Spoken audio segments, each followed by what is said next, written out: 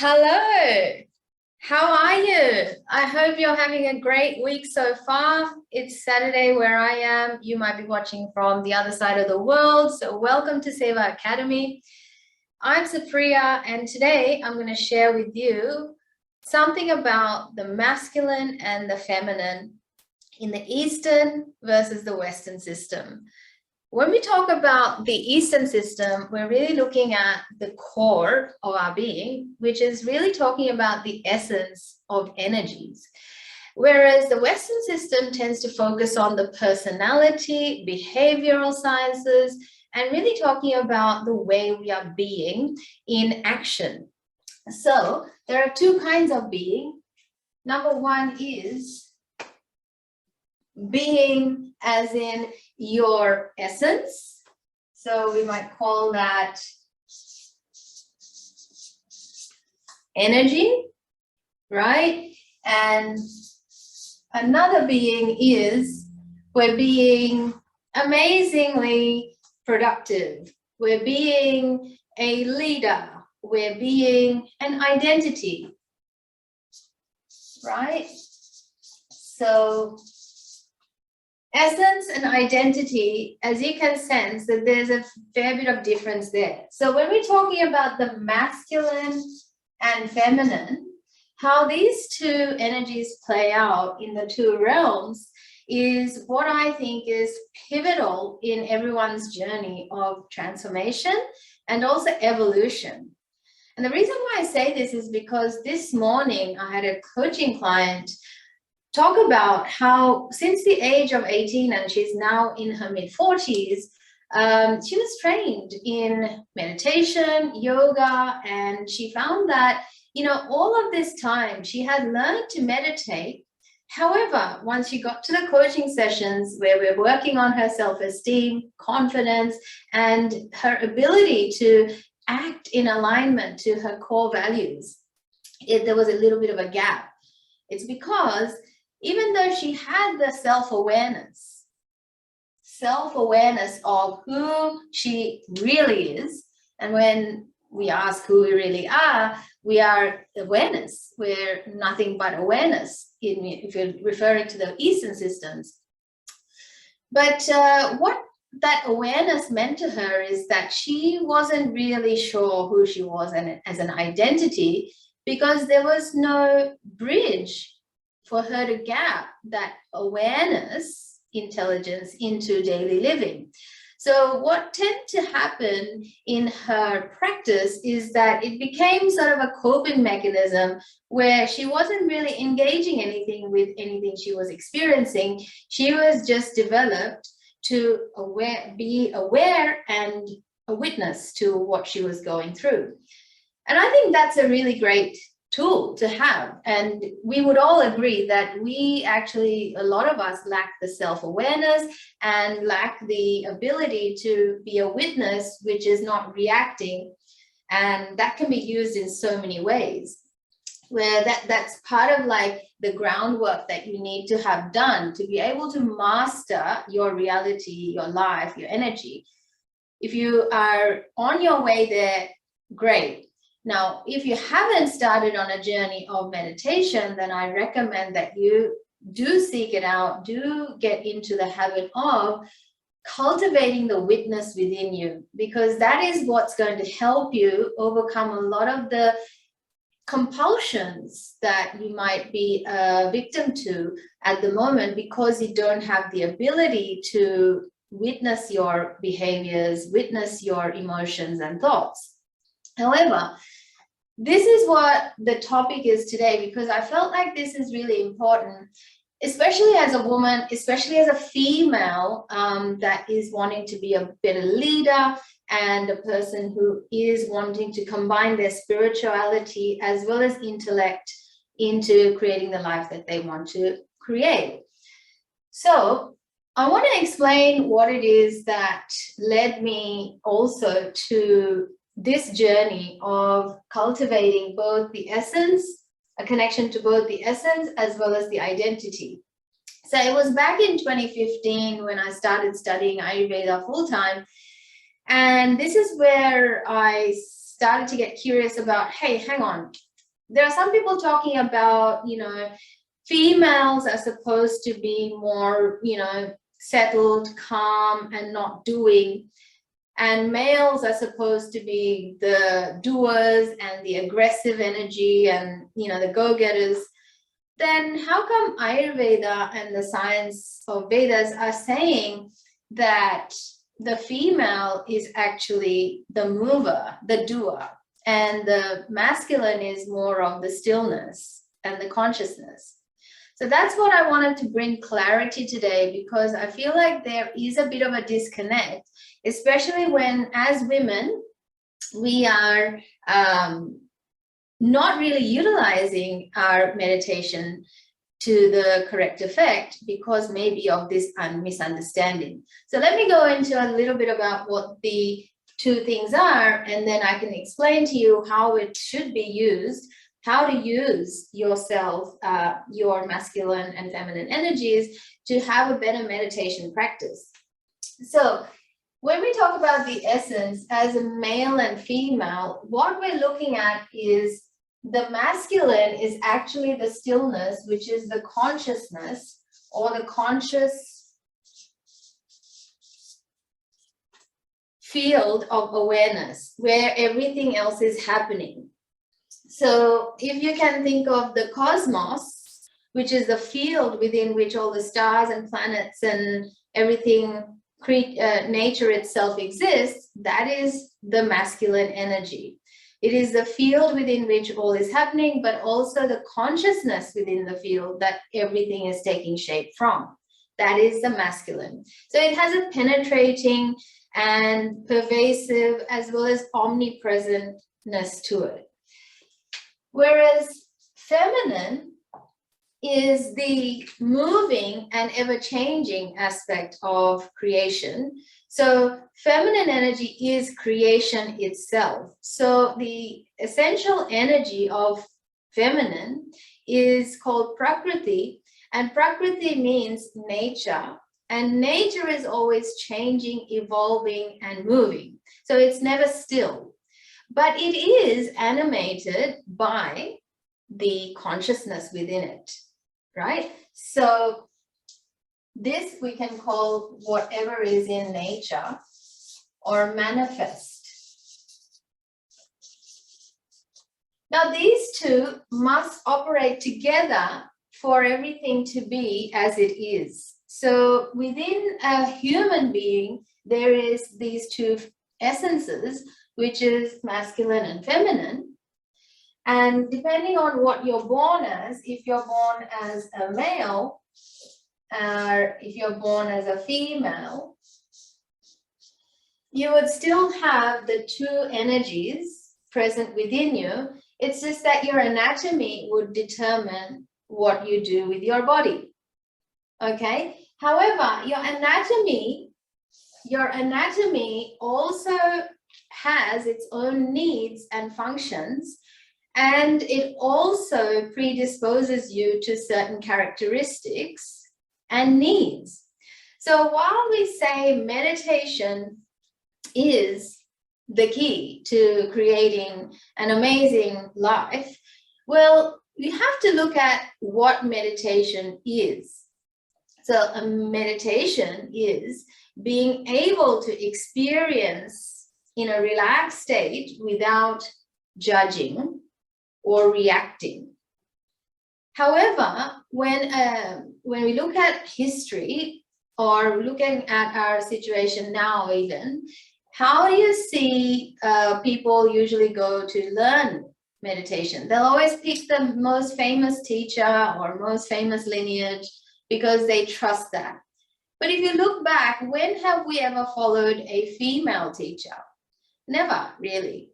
So my client was sharing this. She's like, well, I've never found anyone, but I can see what that is, what that has done, because a male perspective is very different to a female perspective, especially because our needs are very different.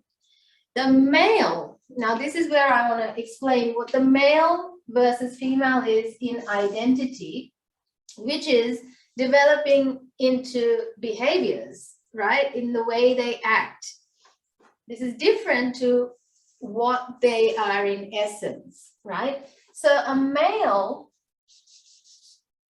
is now the doer, or the action taker, or the masculine energy is all about taking action, creation,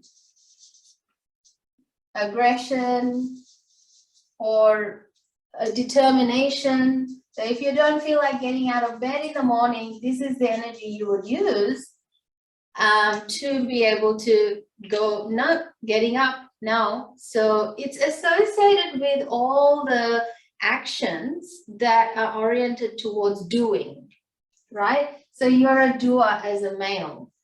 Whereas a female is the restorative energy, which is the yin, restful and receiving. And what else? Maybe the settled one, right? Still, quiet. So if you are meditating, then you're moving towards the feminine energy. If you are moving, exercising, then you are moving towards the masculine energy. So if you look at the way yoga, meditation has been taught along the years, most of the teachers, majority of the teachers have been males. And males' focus has been to calm themselves down. Has it not? They have had to, because behaviorally, they are the doer, they are the action takers, and they are the ones that had to be the provider since the caveman days. So in that sense, their practice of meditation was to have the intention to calm themselves, be temptation-free, to have mastery over their mind, to be more going towards the feminine, which is the stillness. However, what's the need of the feminine? The feminine was always restful. So what is she meant to do? To be more restful? How is that going to improve her productivity in life? Where is she supposed to get her motivation and determination from? Can you see the relevance here? So her meditation is not to fall asleep on herself. Okay, so we've been asleep for a very long time, and we've been taught to not attach, not interact, not respond, not do anything about the thoughts, feelings, and actions that we're perceiving ourselves to be making. So instead of doing anything about it, we've been taught to not judge, to not say anything, not to respond. But that's not the correct practice for the women. The thing is, women have already got this, need to embody the energy in a balanced way. So for a woman's anatomy, nature, and behavior, they need focus and attention and empowerment to actually embody the animated nature that they have. They are the ever-changing, evolving, and creative self that is manifest. So most of our focus needs to be on our body. Our body, if we disconnect from it, because that's what happened to my client, and that's what happens to a lot of people, especially women on their journey of meditation, is that they stop engaging with what they're feeling, because that's what they've been taught, that, oh, what you're feeling is just a feeling. It's not you to be thinking about. What you're thinking, it's just a thought.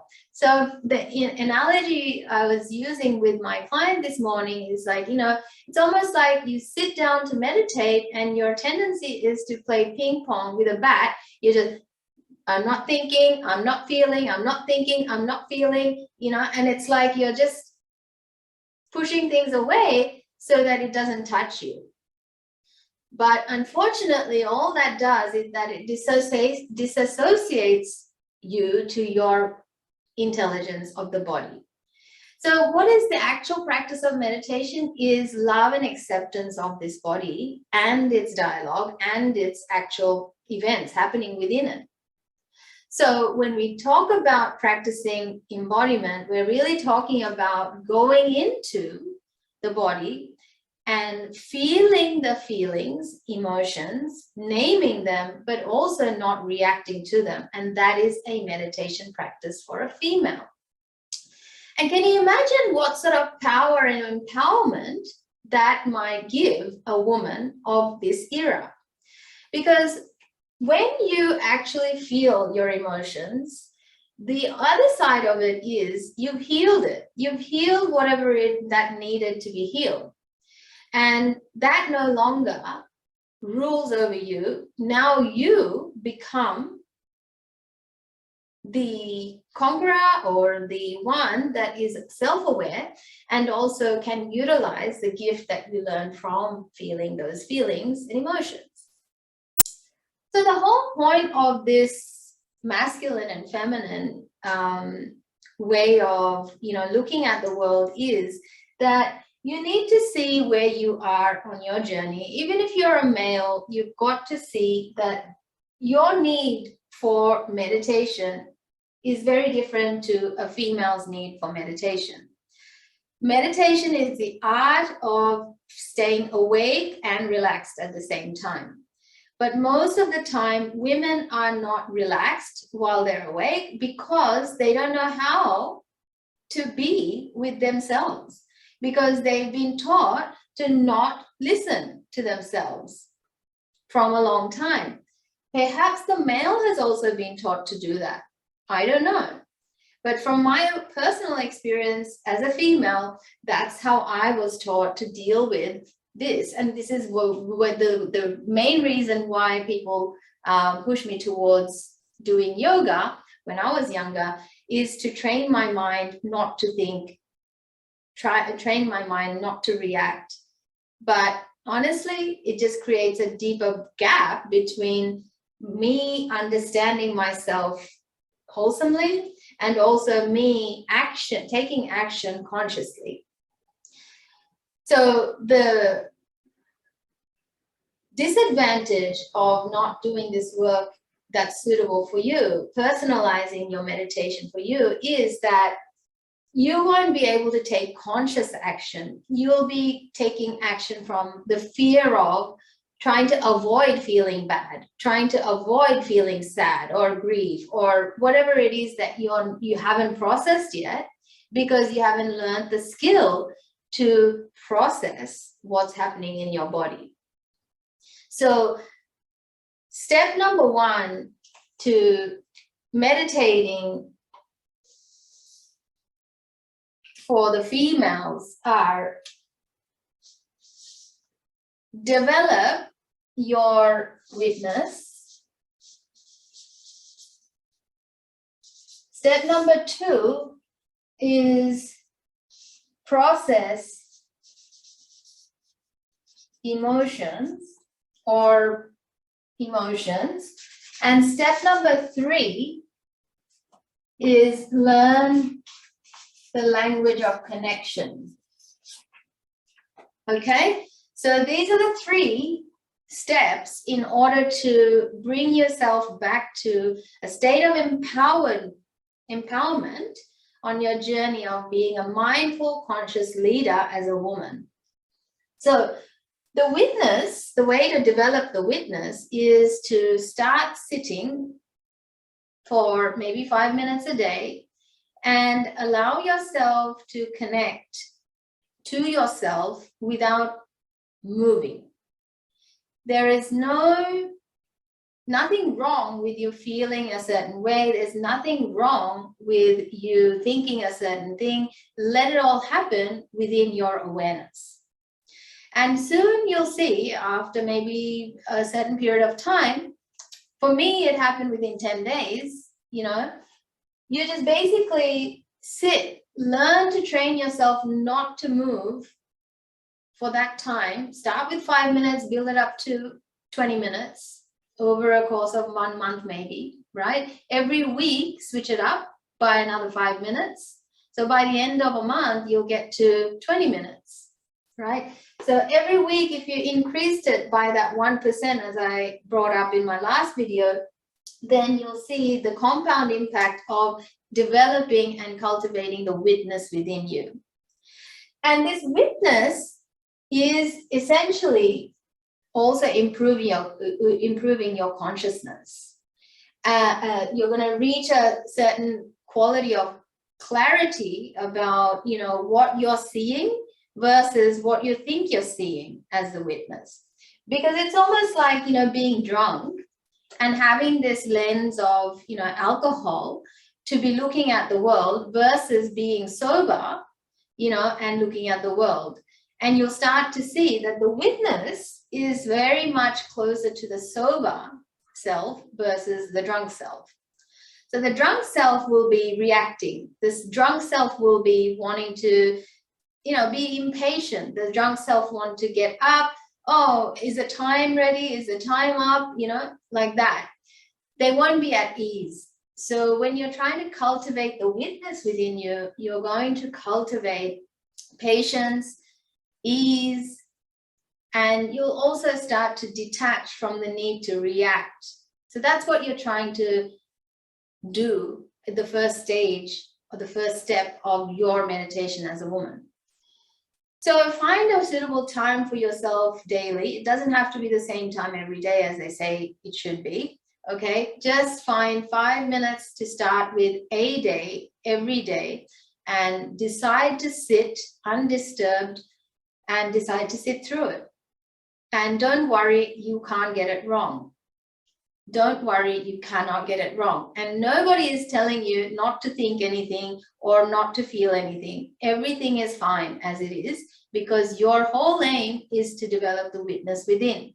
And you will learn to sit and you will learn to become a witness or activate the witness within. And then step number 2 is emotions, processing your emotions. So I won't go into this too much because I actually teach this in my 8-week Empowered You program.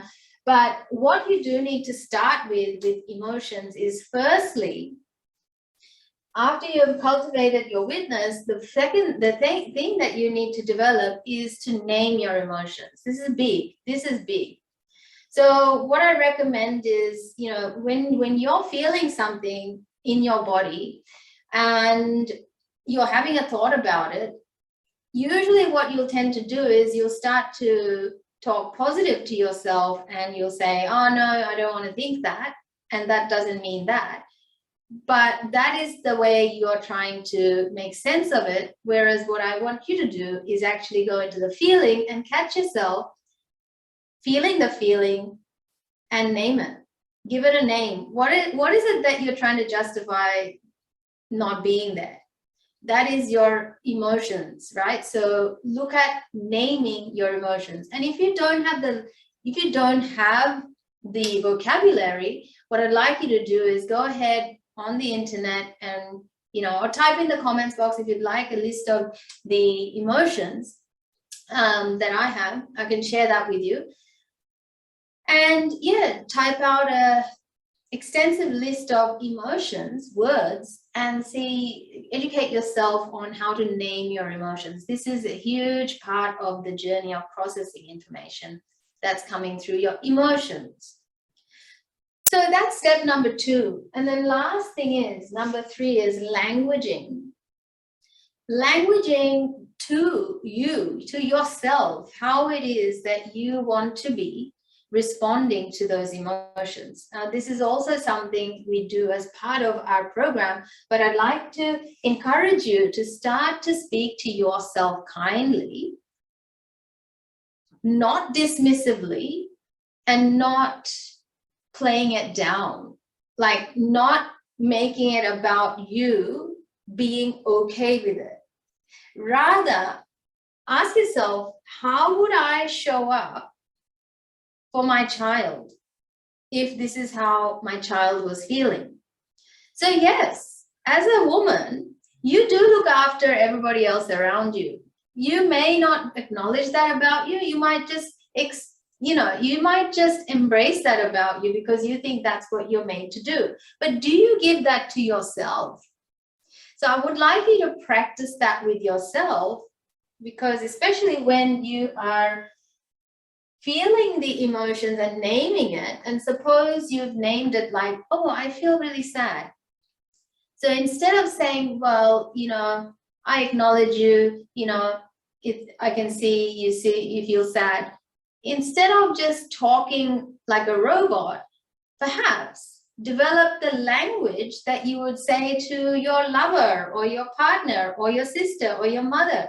You might go, oh, I'm so sorry that you're feeling that. Would you like to tell me more about that? And really hear yourself and really be there for yourself and really let yourself feel the emotion by using the language that invites yourself to feel heard, to be feeling like you're feeling it, instead of kind of trying to find a way out of it. So start to learn the language of inviting yourself to open up to yourself about what you're feeling. Now, these three are 3 steps, and these 3 are 3 different action steps. They're not one whole meditation. But what tends to happen is a lot of people sit down to cultivate the witness, and then they start to talk back to themselves. That's exactly the antithesis of being a witness or cultivating the witness within you. The witness doesn't talk. The witness is just there as a set of, as the field of awareness. It's like a CCTV camera, or just watching. That's it. Not reacting. If you really want real information, you really have to get out of your way, right? So witness is just watching. Naming your emotions is a practice for you to develop your vocabulary of how you're experiencing things in your body. Because when you look at the way we've been taught to meditate and become a detached person, it sort of has become a coping mechanism in a way where you're just practicing to sit and not really learning to embrace the sensations, the feelings, etc. You're almost going towards ignorance. So naming will start to wake up that part of your brain that will start to talk again. And it will also increase your sensitivity toward yourself and your body and the activities in your body. This is, again, as you can see, it's going to start to actually unlock so much of your potential energy, which will then balance your non-doingness in your behaviors, right? It's going to balance it out. And last step, an action step, is language of inviting yourself and helping yourself feel safe to feel what you feel. Will come when you're feeling uncomfortable, and instead of telling yourself, look, why don't we just move towards a distraction, or why don't we just read a newspaper, or why don't we just have that something sugary, or have something to make ourselves feel better. Instead of trying to fix it, learn the language of, hey, I'm here for you. Do you want to tell me more about it? Maybe journaling can become a way to develop that language, asking yourself questions like exactly what I just shared. Like, hey, just like you would talk to someone you love, that's the way I want you to develop your language toward yourself. Your self-talk is so important on this journey of developing yourself, your self-leadership that is an embodied leadership. That's going to help you help others. It's going to have a ripple effect in your relationships, in your environment. So ultimately, my whole point of this presentation is to help you see that the masculine and the feminine role models are quite different. The way we looked at the world up until now has been that, oh, there's a best teacher, or there's a best someone, and there's only one of someone. And that is the oneness, that's coming from the essence of masculine perspective, which is, all is one, nothing is different. However, in the feminine, there is variation, because in nature, there's a variation of everything. No one tomato is the same. And same with fruits, veggies, humans, everybody is unique, and that's something to be appreciated.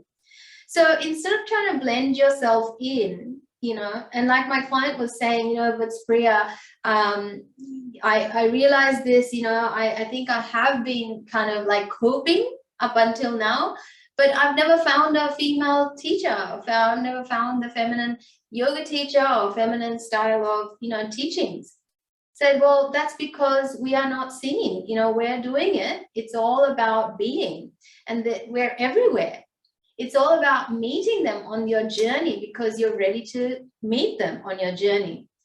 Our focus is not becoming the most popular or the most wanted. It's not our focus, because we're not comparing ourselves with anyone, because we develop an awareness that we are actually unique.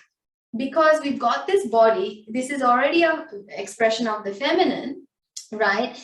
And then also with the anatomy and the physiology that has the feminine aspect and needs and operations, creates this uniqueness about ourselves. Plus, you've got to realize that the true power of being a feminine or female practitioner, leader, and a conscious body is all about appreciating our own uniqueness. So self-doubt, comparison, fears about not being accepted, judged, etc., that all dissipates with this big practice of ownership of self. And it's a journey, and this is why we've started to talk about this on the channel, because here we're talking about actually embracing the Shiro within. Because right now, societally, we're still not ready to move fully into this.